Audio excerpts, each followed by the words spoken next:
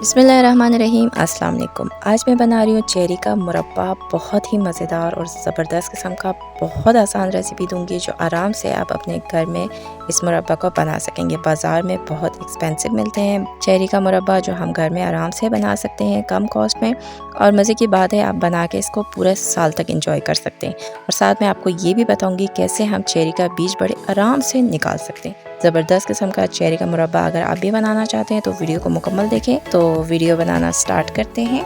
सबसे पहले देखें, मैंने ये हाफ़ केजी चेरी लिए हैं, बहुत ही ज़बरदस्त, और ये बड़े साइज़ के हैं। जैसे भी आपको मिलते हैं, बड़े छोटे जिस तरह के भी हों, बस साफ़ सुथरे हों तो बेहतरीन है। पहले इसके हम इस तरह की डंडियाँ उतार देते हैं। उसके बाद मैं आपको बताती हूँ कैसे इसका बीज निकाला जाए, क्योंकि अगर बीज नहीं निकालेंगे तो मुरब्बा का मज़ा नहीं आएगा। तो ये ऊपर वाला टॉप वाला हिस्सा चेरी का लें और इस तरह का एक स्ट्रॉ लें और इस तरह आप उसको ज़ोर से दबाएँ और पुश करें तो आराम से ये चेरी के जो बीज होते हैं वो निकल जाएंगे। बस थोड़ा सा आपको ज़ोर लगाना है। तो बस ये देखें, बेहतरीन सा ये बीज निकल आया और चेरी भी बिल्कुल साबुत है। तो ये बेहतरीन तरीका है चेरी के बीज निकालने का। तो ये देखें, ये मैंने एक और स्ट्रॉ लिया। ये थोड़ा मोटा है और थोड़ा हार्ड है। जो पहले वाला स्ट्रॉ था ना, वो थोड़ा सॉफ्ट था, तो वो दबाते हुए क्या होता मोड़ रहा था, तो ज़रा मुश्किल हो रही थी। तो ये मैंने एक हार्ड वाला लिया है स्ट्रॉ। इससे निकालेंगे तो बड़े इजीली निकल रहा है। जितना भी आप ज़ोर लगा रहे हैं ना, तो स्ट्रॉ मुड़ नहीं मोड़ रहा, तो आराम से निकल रहा है।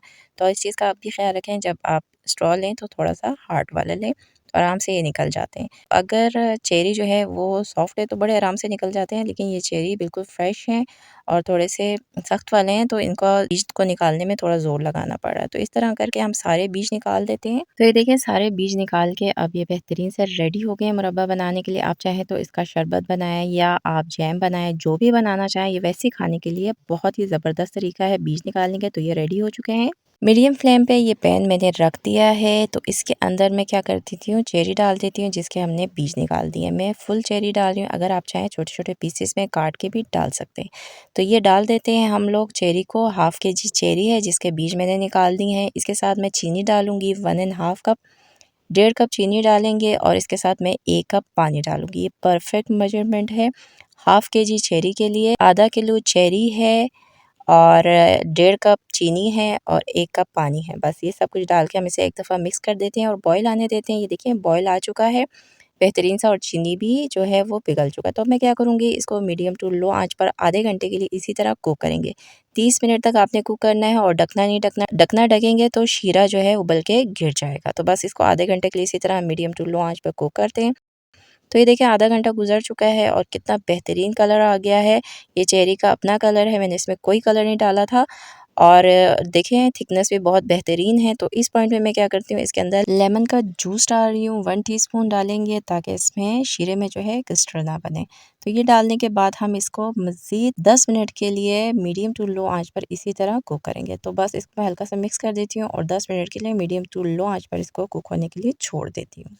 तो ये देखिए, बेहतरीन सा रेडी हो गया है। तकरीबन सिर्फ 40 मिनट में हमारा ये चेरी का मुरब्बा रेडी हो गया है। कितना ज़बरदस्त बना है, कोई कलर नहीं, कोई केमिकल नहीं है और बेहतरीन सा रेडी हो गया। चेरी गल चुका है और कलर चेक करें और शीरा देखें बेहतरीन है।